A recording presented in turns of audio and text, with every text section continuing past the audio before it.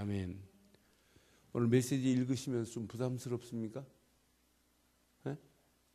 근데 너무너무 간단해요. 절대 부담스러운 메시지가 아니에요. 저는 오늘 아침에 새벽에 이 말씀 묵상하는데 진짜 부담스러운 메시지가 아니라 이건 우리가 진짜 믿는 사람이 맞다면 이렇게 되어질 수밖에 없고, 오늘 디도에게 지금 이 메시지를 하라고 하는 이유가 있어요. 그레데 섬에 이렇게 바울이 복음 전하고 디도한테 맡겼어요. 그리고 남은 일들을 네가 정리해 주라라고 이제 디도에게 맡겼단 말이에요. 그런데 이 그레데 섬에 바울은 복음 전해놨더니 영지주의자가 혼란하게 만들지, 또 여기서 유대교가 또 혼란하게 만들어요. 유대교가. 근데 유대교에서 개종한 자들 중에 할레파가 이 그레데 섬에 판을 쳐요. 야, 구원은 예수를 믿는다고 구원이니? 할례를 받아야지 라고 하는 자들이 판을 치다 보니까 성도들이 복음에 합당한 삶을 못 산단 말이에요. 그러니까 1장에서도 어미 꾸짖어라. 지금 잘못된 길로 가고 있다. 그러면서 오늘도 바울이 디도에게 한 메시지 중에 1절 자세히 봐요. 1절. 오직 너는 바른 교훈에 합당한 것을 말하여 그랬어요. 그러니까 지금 디도가 중요한 메시지를 가지고 있다면 오늘 얼마든지 가르칠 수 있는 지침서를 지금 얘기하는 거예요. 늙은 남자나 늙은 여자와 젊은 남자와 종들 5가지를 쭉 지침서를 내린 거예요. 어떤 면에 신앙생활에.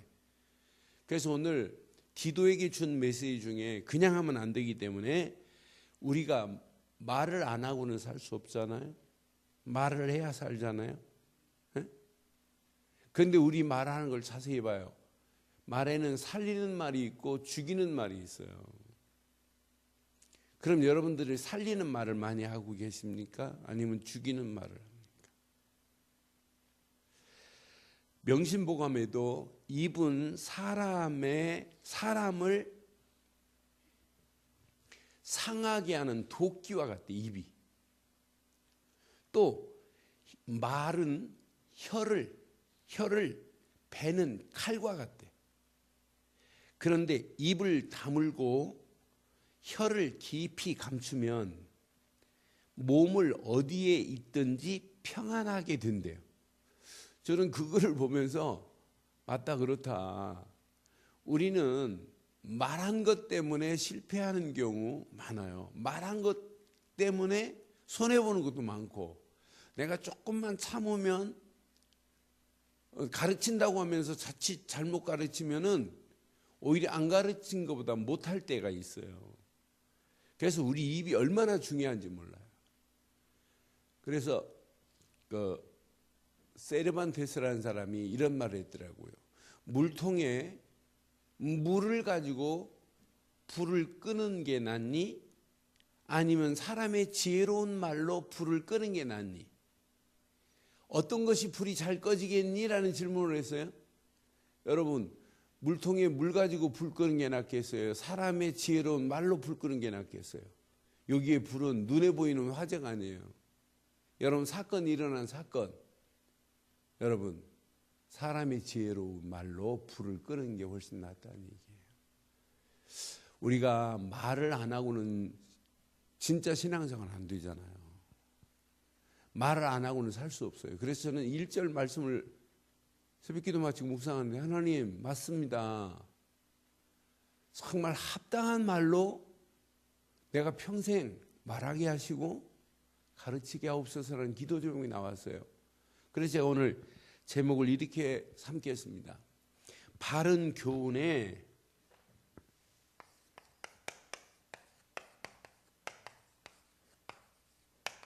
이렇게 합당한 말을 하자. 요걸 빼놓으면 안 돼요. 이걸. 하나님이 주신 바른 교훈이 있어요.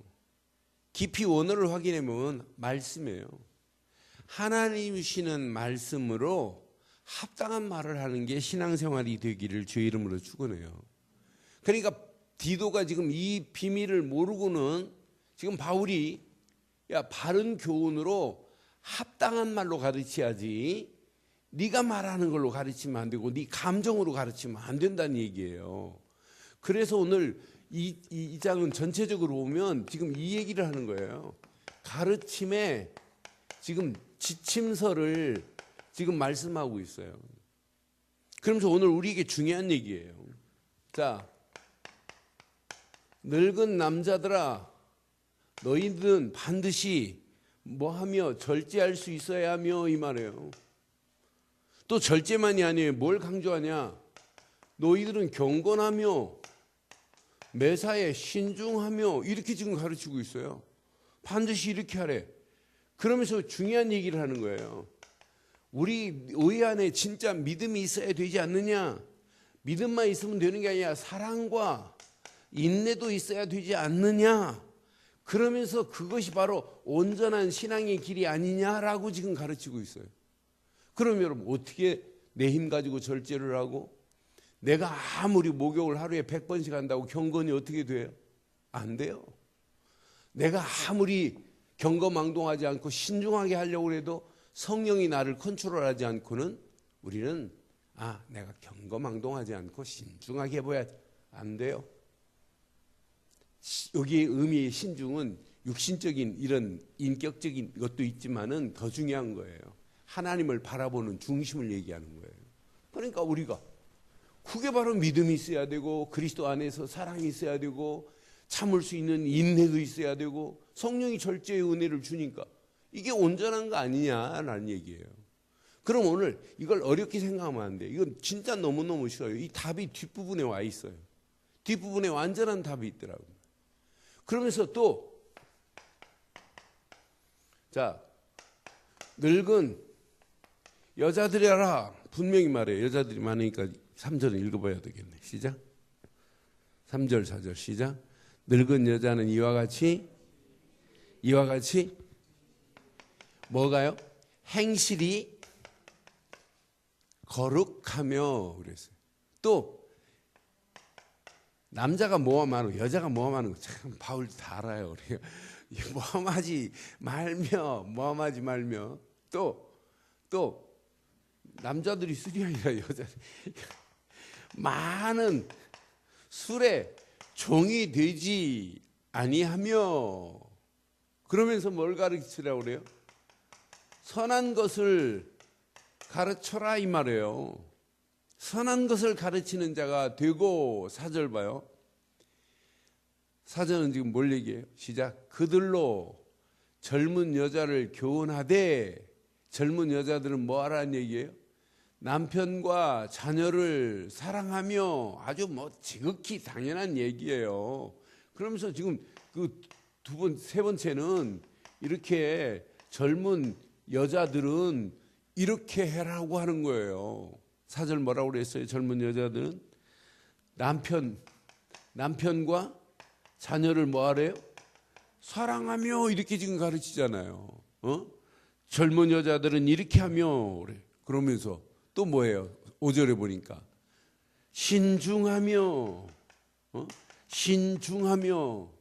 또 순전하며 전부 어려운 말이에요. 순전하며 집안일을 하며 선하며 자기 남편에게 뭐하며 복종하며 전부 다 어려운 말만 지금 할 수 없는 것만 우리가 지금 이렇게 했죠. 이것만이 아니에요.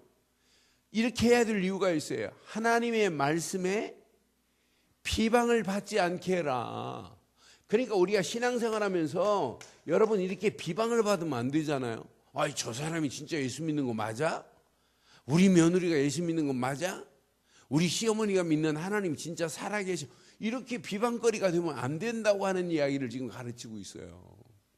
그러니까 그 배경 자체가 바울은 복음만 해놨는데 복음 아닌 것으로 자꾸 혼란스럽게 만드니까 지금 성도들 생각도 복음의 뿌리 안 내리니까 당연히 이런 길로 할 수가 없는 상황이에요. 절제하지 못하고 진짜 경건함이 없고 신중하지 못하고 믿음과 사랑과 인내 온전한 길을 갈 수 없는 이런 상황이란 말이에요. 그러니까 지금 바울이 디도에게 무엇으로 가르치라? 바른 교훈으로 합당한 말을 좀 해줘라. 지금 틀린 길로 가고 있지 않느냐는 얘기예요. 그러면서 여기에 네 번째, 젊은 남자들은 이렇게 하래요. 자, 뭐라고 그래요? 그 다음 줄 보세요. 이와 같이 젊은 남자들을 뭐 하도록? 신중하도록 이렇게 권면하라는 얘기예요. 신중하도록. 권면하되 범사에, 자, 범사에 뭘 하라고요? 선한 일에 모델이 되라는 얘기예요. 본을 보이며 그랬어요. 왜? 이유 있습니다.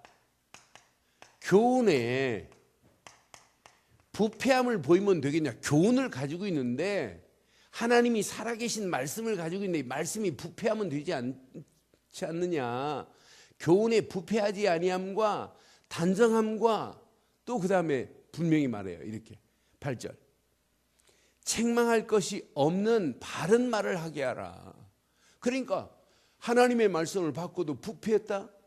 당연히 책망받을 수밖에 없는데 진짜 네가 바르게 가르쳐서 책망받지 않도록 해라.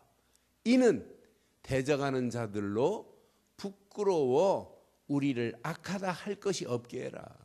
그러니까 대적자들이 꼼짝 못하도록 만들어라 이 말이에요. 저는 오늘 이 젊은 남자를 보면 이게 우리의 신앙생활이 돼야 되겠구나. 우리는 자칫 하나님이 주신 어마어마한 축복, 하나님이 주신 말씀 잃어버리면은요, 그 말씀에 지배받지 않으면 우리의 신앙생활은 이 길로 갈 수가 없어요. 신중하지도 못하고 신중함으로 권면하며 진짜 범사에 선한 일에 보범이 되래, 본이 되래. 그러면서 분명히 그렇지 않으면 교훈이 하나님의 말씀 받고도 부패할 것이다. 그러면서 책망받을 수밖에 없다. 그럼 대적하는 자들이 얼마나 좋아하겠니 이 말이에요. 그렇잖아요. 그럼 우리는 반대로 오늘 이 언약 제대로 붙잡으면 누가 말해도 우리를 대적하는 자까지도 오히려 꺾여지는 역사가 있게 될 줄 믿어요.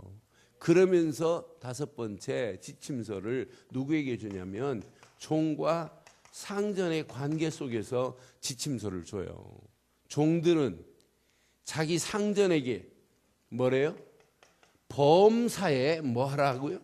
순종하라 그랬어요. 순종하여 기쁘게 하고 거슬러 말하지 말며 그랬어요. 상전에게 이렇게 하래요. 자, 그러면서 10절 보세요. 훔치지 말고 오히려 모든 참된 신실성을 나타내게 하라. 도적질을 하지 말고 이 말이에요. 도적질 하지 말고 이렇게 신실성을 좀 보여라. 야, 진짜 예수 믿는 사람은 저렇구나. 진짜. 그러면서 이는 범사에 우리 구주 하나님의 교훈을 뭐하게 할 것이라고요?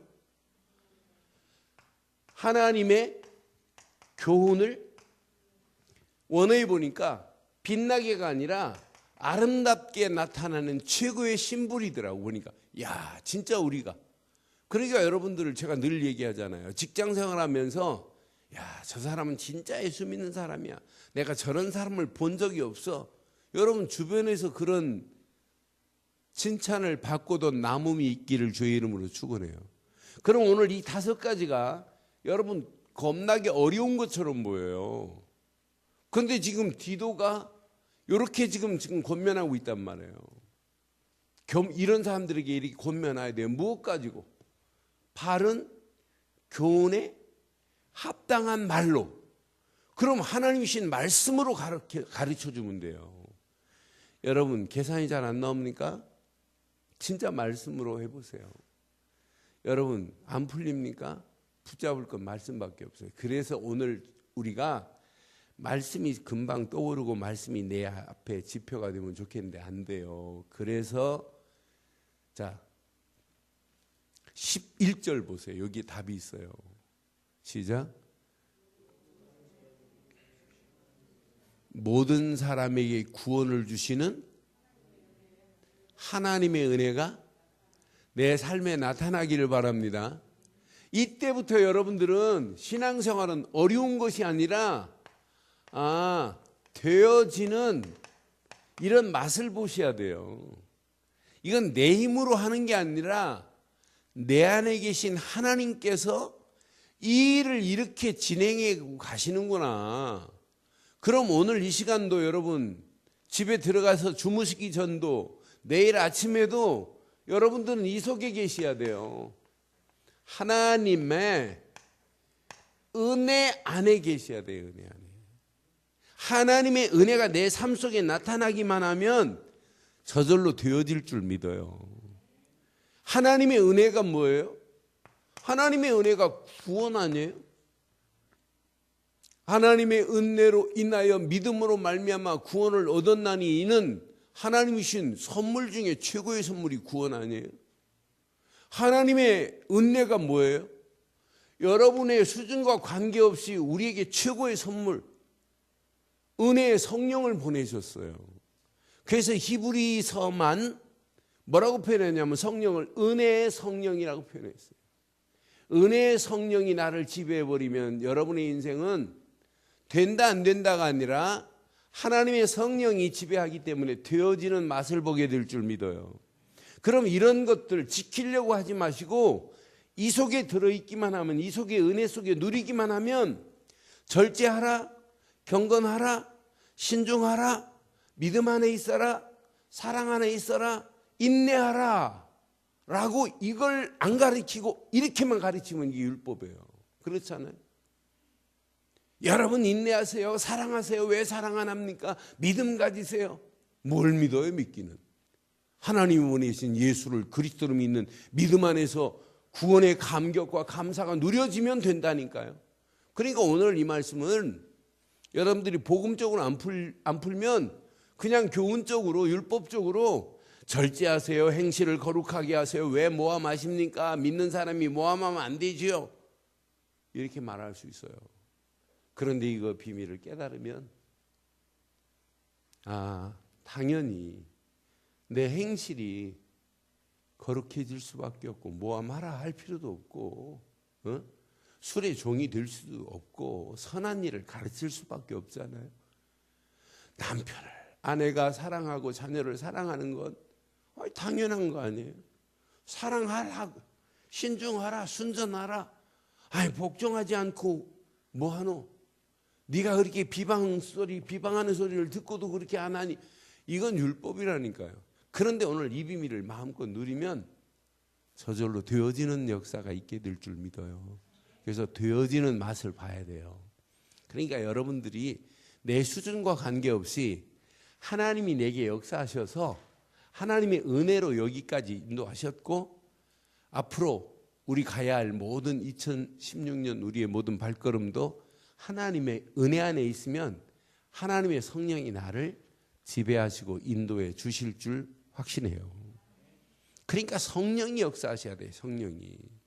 오늘 제자학교에서도 레위기서 2장 말씀을 가지고 우리 제자들은 소재의 축복을 누리고 소재물이 되라 그래. 소재물이. 소재는 뭐냐면 곡식으로 태워드리는 거예요. 그런데 그냥 드리지 않아요. 곡식을 통째로 태워드리지 않고 곡식을 가루를 내요. 이렇게 가루를 내고 반죽을 해요. 기름으로 이렇게. 기름으로 반죽하고 거기다 유향을 집어넣어요. 그렇고 끝나는 게 아니에요. 가루로 내줬다. 이게 지금 누구의 모습이어야 돼요? 가루가 된 모습? 내 모습이 돼야 돼요. 내가 조금 해놓고 뭐 했니? 그건 아니에요. 가루가 무슨 할 말이 있어. 거기에다가 기름으로 반죽이 돼버려요. 성령 충만은 예수 믿는 사람의 필수 불가결의 원칙이에요. 이건 봐도 되고 안 봐도 되는 게 당연히 성령 충만 속에서 24시 살아가는 게 신앙생활이에요. 그러면서 여기다가 유향이. 그러니까 여러분들이 신앙생활은 여러분을 통해서 하나님께 드려지는 향기가 쫙 퍼져야 돼요. 그렇잖아요. 그러니까 성령이 역사하죠. 그걸로 안 끝나더라고요. 가루가 되고 기름으로 반죽이 되고 향을 집어넣어야 되고 그러면서 화덕에 구워요. 어떤 건 철판에 구워요. 냄비에 구워요. 냄비로 화덕으로 끝나는 게 아니에요. 화덕에 구워서 제사장 앞에 갖다 주면 제사장은 이것을 또 불에 태워버려요. 불살라버려요. 그러니까 여러분, 제자의 길, 헌신이라는 단어는 안 가르쳐도 당연히 드려지는 게 헌신이란 말이에요. 그렇지 않아요? 아니 이걸 꼭 가르쳐야 합니까? 진짜 그리스도께서 나를 위하여 물과 피를 다 쏟으시고 온전한 하나님의 사랑을 내게 보여줬다면, 그분은 나를 위하여 물과 피를 다 쏟았다면 내가 그분에게 드려지는 헌신도 당연해야 될 줄 확신합니다. 이건 가르쳐야 되는 게 아니에요. 그렇잖아요? 사람도 은혜를 입었으면 은혜를 갚는 게 그게 인간 도리 아니에요? 그렇잖아요? 은혜를 잃어버린 사람 보고 뭐라 그래요? 배은망덕한 사람 이러잖아요. 은혜 모르는 사람 보고. 그렇잖아요? 물에 빠진 놈 건져놨더니 막 보따리 달라고. 그때 뭐라 그래요? 아이고 참 저놈 죽을 걸 살려놨더니. 은혜 모르는 사람들 보고 그러잖아요. 여러분, 하나님 앞에 받은 은혜, 이것만큼 중요한 은혜가 어디 있어요? 이것만큼 완벽한 축복이 어디 있어요? 아니 그분이 지금 나와 함께 임마누엘만큼 완벽한 은혜가 어디 있냔 말이에요. 그분이 지금도 나와 함께하고, 어떤 때는 나보다 앞서가시고, 어떤 때는 내 등 뒤에서 밀어주시고, 그분이 지금 나와 함께하는 축복 속에 우리가 살아가는 거 아니에요? 그분 은혜 안에서 우리가 이걸 발견했어요. 사도행전 1장 8절을. 지금도 하나님은 사도행전 1장 8절을 성취하시는 가운데 저와 여러분들을 하나님은 사용하고 계시는 줄 확신해요. 이게 하나님의 전적인 은혜 아니고 뭐겠냔 말이에요. 저는 그래서 진짜 하나님의 은혜만 제대로 깨달으면, 이게 내 삶 속에 누려지기만 한다면, 이렇게 절제하세요 이런 말을 안 가르쳐도 이건 당연히 되는데 지침서가 된단 말이에요. 하나님 말씀은 이렇게 당연히 지키고 하는 게 이게 신앙생활이구나 하고 깨달아질 수 있어요. 그래서 오늘 뭐라고 말하냐면, 자 12절 봐요. 우리를 양육하시되 경건하지 않은 것과 이 세상의 적용을 다 버리고 신중함과 의로움과 경건함으로 이 세상에 살고 그랬어요. 그러니까 여러분, 하나님의 은혜 안에서 저와 여러분들이 제대로 양육을 받기를 바라요. 그래서 우리가 구분이 돼야 돼. 경건하지 않은 것들이 구분이 돼야 돼. 저건 아니구나. 그러면서 우리 속에, 제 속이나 여러분 속에 이렇게 정욕을 향하여 가는 것들이 얼마나 많아요. 하나님 아닌 것들을, 이것을 버릴 수 있는, 다 버릴 수 있는 영적인 힘이 있어야 되는 거 아니에요? 그래야 신중함과 의로움과 경건함으로 세상에 살 수 있는 덕목이 되잖아요. 이런 것들이 의롭고 경건한 것이 우리 신앙생활의 덕목이 돼가지고 세상에 살아가는 동안도 이런 아름다운 빛을 발할 수 있는 축복으로 우리를 인도해 주실 줄 확신해요. 그러니까 10절에 분명히 말씀했잖아요. 이렇게 해서 궁극적으로 뭐 하라는 얘기예요? 우리 구주 하나님의 교훈을 빛나게 하는 축복이 저와 여러분 것 되기를 바랍니다.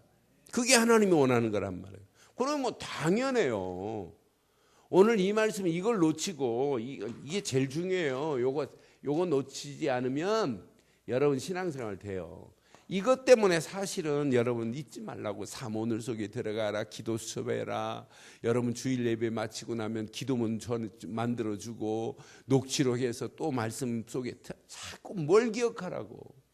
하나님이 우리에게 허락하신 은혜를 기억하라고. 은혜 안에 있는 것이 여러분 사는 참 길인 줄 확신합니다. 이 안에 모든 축복이 다 들어있어요. 너는 그래서 내가 하나님의 은혜를 바로 깨닫고 간다. 그 은혜 안에서 여러분 자세히 보세요. 13절 봐요. 복스러운 소망과 우리의 크신 하나님 구주 예수 그리스도의 영광이 나타나심을, 이때부터 여러분들이요 이 비밀을 깨닫고 누리고 가면 여러분 삶 자체가 소망 가운데 하나님의 영광 가운데 당연히 살 수밖에 없어요. 맞다, 그렇다. 나를 통해서 하나님이 원하는 게 뭐냐? 그리스도의 영광이 나를 통하여 나타나시기를 기다리고 있구나. 이 말씀 자세히 확인해 보면 이 하나님의 영광이 나타날 수 있는 유일한 길은 이거밖에 없어요. 그렇잖아요. 내 삶 속에서 예수를 그리스도로 말하기를 하나님은 지금도 원하시고 있단 말이에요. 그렇잖아요. 이것 말고는 답이 없는데, 이것 말고 사람을 살릴 수 있는 길이 있어요? 없습니다. 저는 그래서 내가 깨달은 복음 하나가 나를 은혜의 자리로 인도했는데, 그 은혜 안에서 이 비밀이 누려진다면 여러분 말도 달라져야 돼요. 그렇잖아요. 서론에 그냥 말하지 마세요. 여러분 바른 교훈에 합당한 말로 사람에게 살리고 사람을 힘주고 저 힘 빠져 있는 사람을 이렇게 세워서 힘줘서 다시 이 사람이 여러분보다 더 합당한 말을 바르게 말할 수 있는 축복의 역사가 있기를 주의 이름으로 축원해요. 아이들에게 욕을 가르쳐 보세요. 계속 욕하죠. 여러분 제가 얼마 전에 비디오 영상 보여줬잖아요. KBS 아나운서실에서 이런 유리병에다가 밥을 똑같이 넣었어요. 그러면서 이 나쁜, 미움 막 이런 단어를 써놨어요. 그리고 하나는 사랑한다 이런 밥을 써놨어요. 한 달 동안 계속 아나운서가 그 욕을 쓰는 데다는 같이 욕하고, 여기 사랑한다는 게 사랑 곰팡이가 나는데 비교할 수 없도록 양파를 가지고 여러분 일주일만 해보세요. 안 믿어지면 어느 실험에 양파에다가 나쁜 양파 이렇게 컵에 쓰고 하나는 사랑하는 양파 이렇게 썼어요. 그러고 나서 계속 볼 때마다 저주하고 볼 때마다 사랑한다고 했는데, 여기 나쁜 양파 쓴 것은 이렇게 나다가 입이 조금 나다가 그냥 죽어서 말라버렸더라고요. 사진을 보니까. 이건 쭉 자랐어요. 제가 지금부터 한 10몇 년 전에 설교하면서 똑같은 자리에 컵을 놓고 그냥 저주하고 축복만 해봐라 그랬더니 제 테이프를 들으신 대전의 어느 집사님이 그대로 해가지고 그 테이프를 저희 누나가 전달해 줬는데 저희 누나한테 이야기를 했어요. 그 목사님 말씀하신 대로 컵을 놓고 그렇게 했더니 하나는 반드시 잘하는데 하나는 잘하는데 빼뚤빼뚤하니 잘하지도 않더래. 신기하다고 하면서. 그래서 일본에 가면은 물통 밑에다가 써놓은 글자가 있어요. 일본은. 저 그거 보고 깜짝 놀랐어요. 그 사람들은 뭐 아는구나. 물통에다 뭐냐, 사랑한다, 사랑이라는 단어를 써놨어요. 어떤 건 감사하다 이런 단어를, 좋은 단어만 골라서 물통에 써놓았어요. 그럼 이제 원하는 대로 사가는 거예요. 뭐 골라가는 거예요. 사랑, 감사 뭐 이렇게 좋은 걸로. 그런데 뭐라고 하냐면 그 물통에 물이 딱 들어가는데 그 통에 들어가는데 물 분자가 다르다네. 난 그래서 안 믿어지죠? 한번 해보세요. 해보시고 저한테 얘기해 주세요. KBS에서 나는 걸 깜짝 놀랐어요. 진짜 그렇구나. 그러니 말이 합당한 말을 하잖아요. 뭐에 근거해서? 바른 교훈에 근거한, 말씀에 근거한 합당한 말로 사람을 살리기를 바라요. 그렇잖아요. 아니 이 비밀을 누리고 있으면서 내가 내 사역에 사람을 살려야 할 사람이 사람을 죽인다? 그럼 사역 안 하는 게 나아요. 그렇잖아요. 우리는 하나님의 말씀으로 지금부터 살리는 역사가 있기를 주의 이름으로 축원해요. 그래서 여러분들이 하나님의 은혜 안에서 이 비밀을 누려주면 돼요. 근데 14절에 중요한 또 답 하나가 있어요. 14절 보세요. 시작. 그가 우리를 대신하여 자기를 주심은 모든 불법에서 우리를 뭐 하시고? 저는 모든 불법에서 우리를 뭐 했다고요? 속량하신 예수 하는 순간에 나를 위하여 그분이 십자가를 지시고 그분이 십자가에서 모든 문제를 해결했다. 불법에서 나를 속량하셨다. 여러분 예수 믿었다 이 말은요, 하나님 만나는 고통에서 길만 열어놓은 것이 아니라 모든 불의한 곳에서 해방을 받은 줄 확신합니다. 아니 해방받은 정도가 아니에요. 나를 괴롭히는 흑암, 저주, 사단의 모든 권세는 예수 그리스도의 이름으로 완전히 꺾여진 줄 확신합니다. 그러니 지금 바울이 디도에게 분명한 메시지를 주는 거예요. 야, 모든 불의에서, 불법에서 속량하신 그분이, 나를 위해서 속량하신 그분이 예수 아니냐, 십자가에서 다 끝내신 분이 아니냐는 이야기예요. 그러니 우리가 믿을 게 뭐가 있어요? 저는 확신해요. 믿을 건 이거밖에 없어요. 이거. 창세기 3장 15절, 여자의 우선이 와서 저와 여러분들을 건져내주신 줄 믿어요? 이게 원시복음 아니에요? 우리 인간은 남자의 우선이지만 여자의 우선은 오직 동정녀 마리아의 몸에서 나실 예수만이 여자의 우선인 줄 믿습니다. 그러니 유월절 어린 양의 피 바르는 순간 바로 손에서 빠져나오듯이, 피 바르는 순간 지긋지긋한 애굽의 고통에서 벗어나듯이, 유월절 어린 양의 피 바른 순간에 노예 생활이 청산되듯이, 우리가 믿는 예수, 그를 그리스도로 믿는 순간에 하나님 만나는 새로운 산길이 열려지고, 죄와 저주에서 우리가 해방을 받고 마귀 손에서 건진받은 놀라운 축복의 자리로 우리를 완전히 살려주신 줄 확신합니다. 불법에서 나를 속량하셨다. 불법에서 나를 속량의 제물로 오신 그리스도께서 모든 문제를 끝냈다. 이것만큼 완전한 답이 어디 있어요? 바울이 구약의 이 비밀은 알았어요. 바울이 이 정도가 아니에요. 창세기 6장 14절 방주의 비밀도 바울 알았어요. 바울이 그것만 안 게 아니에요. 출애굽기 3장 18절 유월절 어린 양의 피만이 구원이라는 사실을 구약에 철저히 알았어요. 그것만 알았어요. 바울이 보라, 처녀가 잉태하여 아들을 낳을 것이다. 그의 이름이 임마누엘이다. 아니, 이 사실을 이론적으로 바울은 알았다니까요. 그런데 예수를 잡아 죽이는 일을 했다니까요. 이것만 모르는 거예요. 이분이 구약의 예언의 주인공 되시는 예수, 마태복음 16장 16절, 이분이 그리스도로 오셔서 모든 문제를 끝냈구나. 이론이 아니라 실제를 발견했다니까요. 이걸 딱 발견한 순간부터 바울의 인생은 갱신의 인생이 되어버렸어요. 개혁의 인생이 됐어요. 율법에서 벗어났으니 얼마나 놀라워요.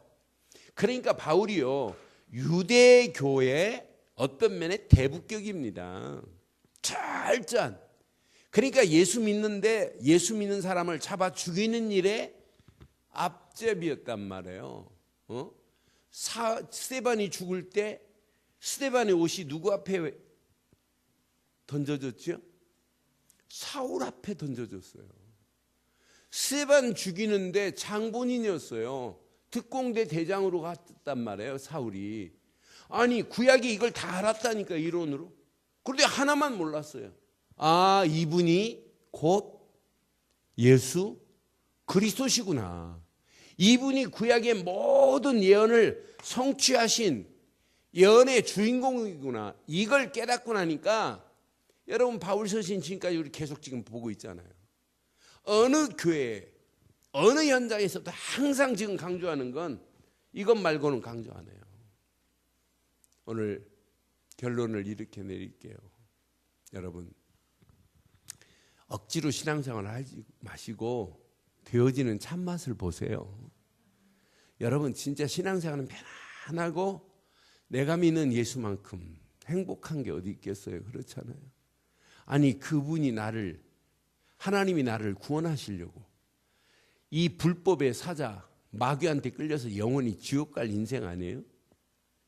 지옥 갈 인생, 이미 죽었던 인생들이에요.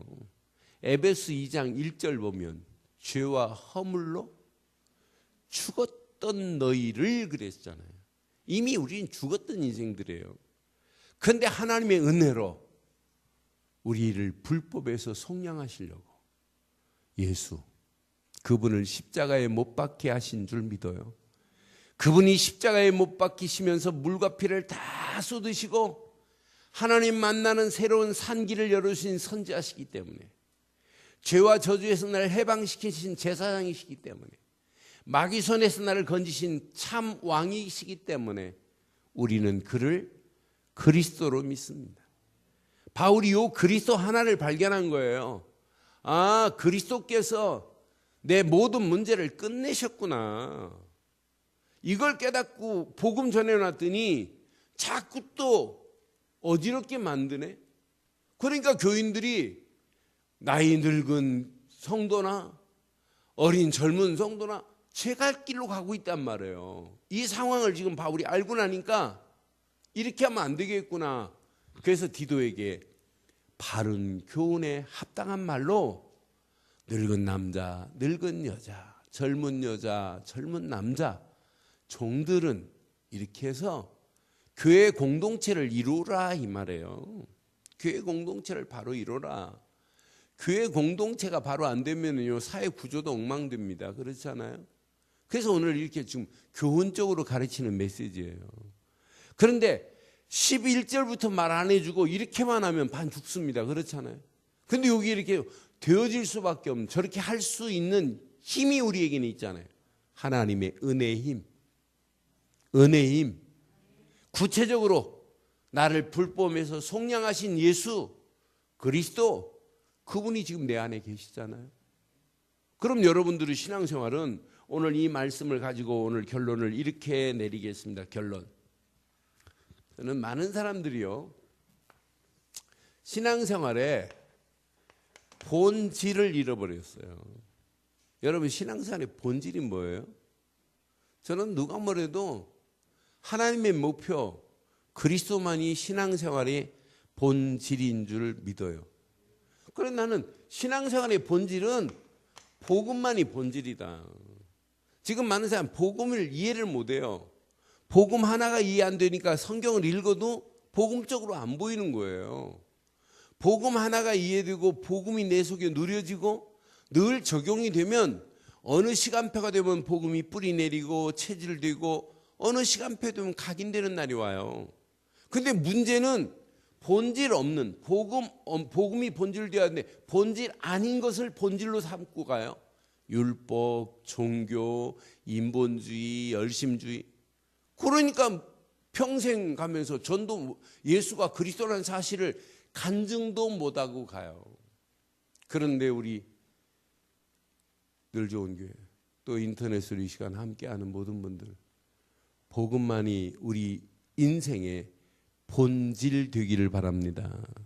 본질을 잃어버리면 신앙생활, 인생 자체가 꼬이게 돼 있어요.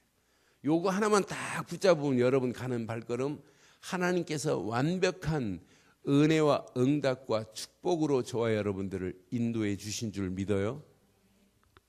진짜 이게 본질 맞다면 여러분의 삶의 본질로 갱신돼야 돼요. 내가 고쳐야 할 것을 작년 그대로 가지고 있다. 이건 신앙생활 안 하고 있는 거나 마찬가지예요. 내가 가지고 있는 성품, 내가 가지고 있는 성질, 내가 가지고 있는 말, 내가 가지고 있는 습관, 이게 갱신이 안 되고 있다. 그대로 있다. 그 사람은 아직 성령의 인도를 못 받고 있는 거예요. 나는 그래서 내가 진짜 복음을 본질로 붙잡고 있다면 삶도 여러분 갱신되어지는 역사가 있어야 될 줄 믿어요. 복음화 될 수밖에 없어야 돼요. 삶은. 여러분 복음이 본질이 맞다며요. 이게 맞다며. 그러면 여러분 바뀌어져야죠. 그렇잖아요.